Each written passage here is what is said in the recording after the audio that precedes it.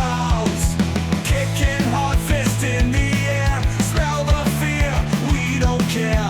Middle finger, wave goodbye. Volley loud into the sky.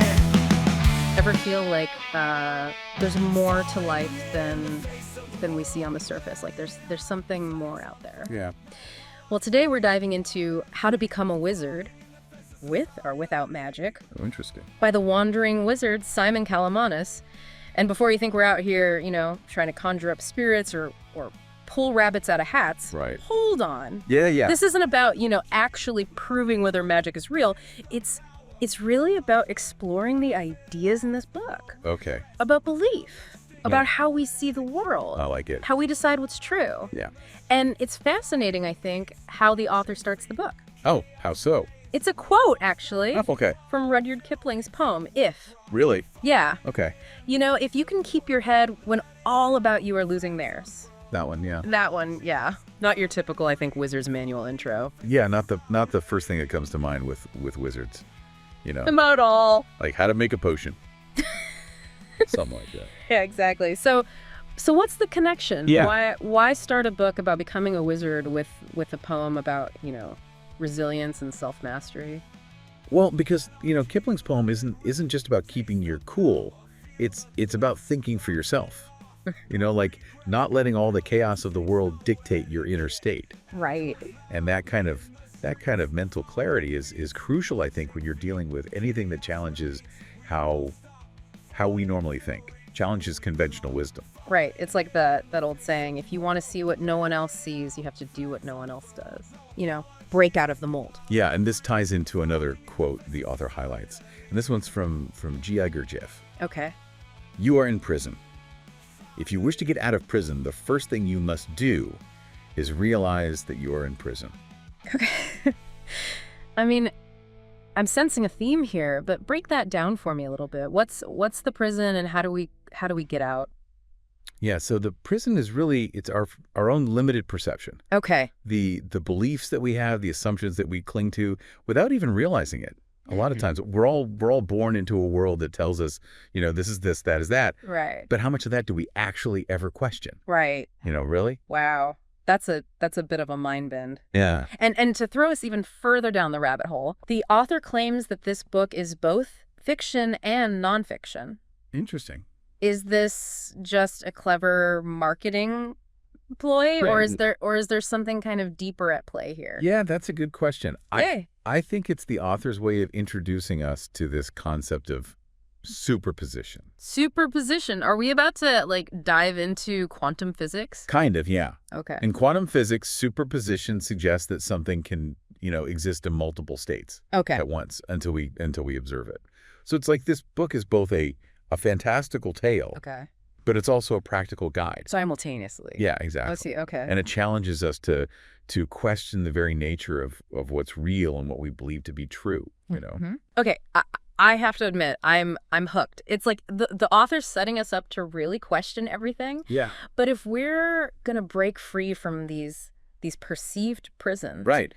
where do we even begin? Well, that's where the author throws down a challenge. He calls it "the burden is on you," Okay. and it's a concept I think every listener really needs to hear. The burden is on you. Yeah. Okay, that sounds pretty intense. What's the author getting at here? So it's about taking responsibility, right? Okay. Taking responsibility for what we believe, Yeah. our own beliefs. Yeah. He's saying, it's not about convincing other people that we're right. Right. It's more about challenging our own perspectives, like constantly. Okay. So less about winning arguments and more about self-reflection. Yeah.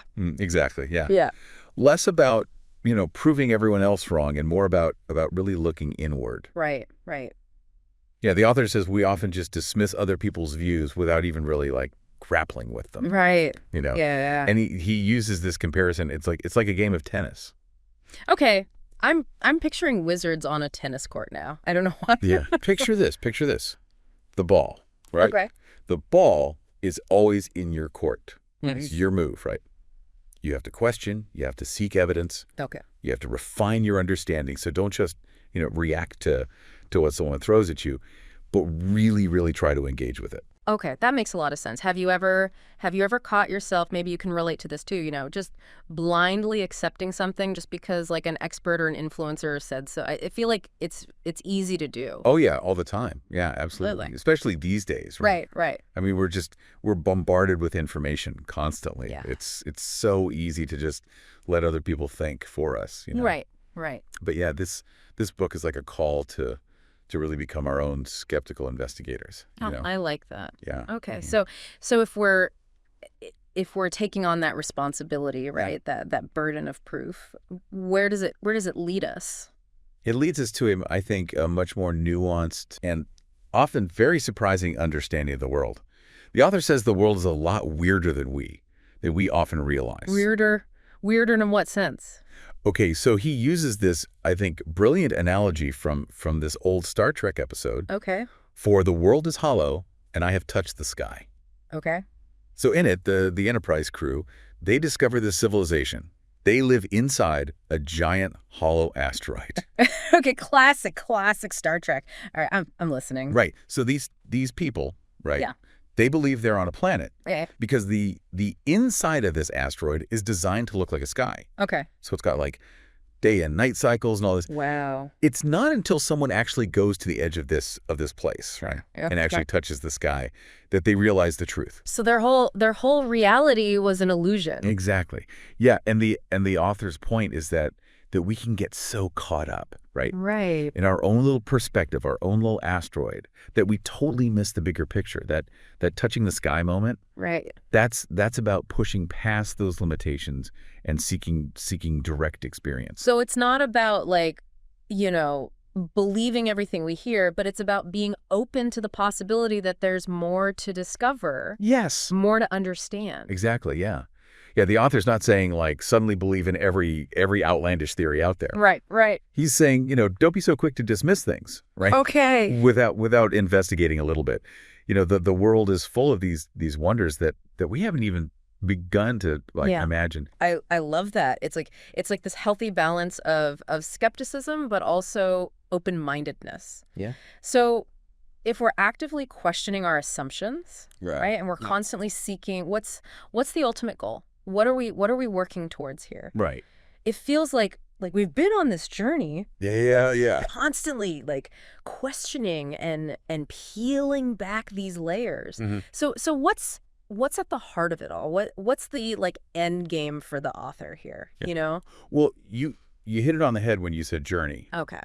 The author, he's saying, I think, the real magic, Yeah. whether or not it involves like spells or potions or anything, Mhm. it lies in self-discovery. Okay. It's about really, understanding ourselves deeply, right? And then using that knowledge, right, Okay. to shape our beliefs and ultimately our actions.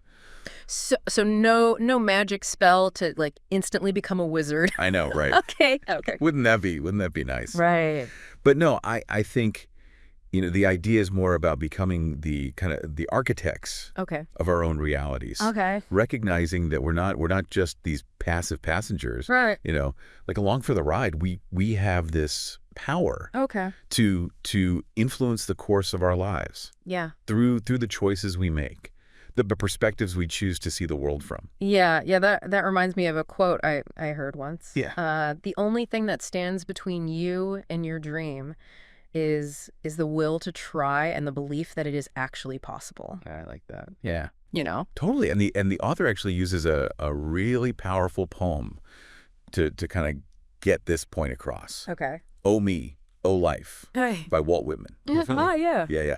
So it wrestles with these big questions Right. in the search for meaning, the uncertainty of existence, Yeah. of life. Right. Yeah. What's the poem's takeaway though? What's the answer? So he basically says, right, Yeah. that you are here, that life exists and identity, that the powerful play goes on, and you may contribute a verse. Like you, me, Yeah. all of us listening. Right. We all have a part to play. I love that. We each have a verse to contribute to this grand symphony Exactly. of existence. But how does that tie back to becoming a wizard though? It's about embracing the unknown. Okay. Right. Recognizing our ability to make a difference. Okay. It's not about having all the answers, Yeah. but more about actively seeking those answers, Right. questioning, Yeah. discovering our own potential, our own unique potential. I think that's where the real magic is. This all makes sense. Yeah. It's a lot, though, It can feel a bit overwhelming. Like, where do we even start? Right. If we want to, like, actually take this and apply it to our own lives. Yeah. Well, I think you start with questioning. Okay. What beliefs do you have right now that you've just always accepted as true, as gospel, Right. without ever really examining them? Right. What assumptions are at the base of the decisions that you're making in your life? It's about challenging those ingrained beliefs, Yeah. the things that we've always just held to be true. Exactly. Become your own authority. Yeah. Don't blindly follow the crowd. Right. Don't, take someone's word for it, even if they look the part or they sound like an expert. Right. Really, really embrace that burden of proof that we were talking about earlier. Become our own skeptical investigators, constantly like seeking out that evidence. Yes. And refining our understanding. Yeah. And remember this isn't about becoming cynical Right. or distrustful of everyone and everything. It's more about approaching the world Okay. with a discerning eye. Yeah. That balance of open-mindedness and also critical thinking. This deep dive has been quite the journey. It has. We explored the power of self-belief. It is. We challenged our assumptions about reality itself. That's right. And we discovered that true magic Yeah. might lie in that space Oh, okay. between the fantastical Right. and the kind of the everyday, the mundane. Yeah. Yeah. It's in that space Yeah. where belief Right. becomes action. Yes. That we can become like the wizards of our own lives. Shaping our own realities, contributing our own unique version. And to our listeners, we leave you with this. What truth have you accepted without really questioning? What potential might you unlock by looking at the world? Until next time, keep exploring, keep questioning, keep seeking your own unique magic. Falling in the face of the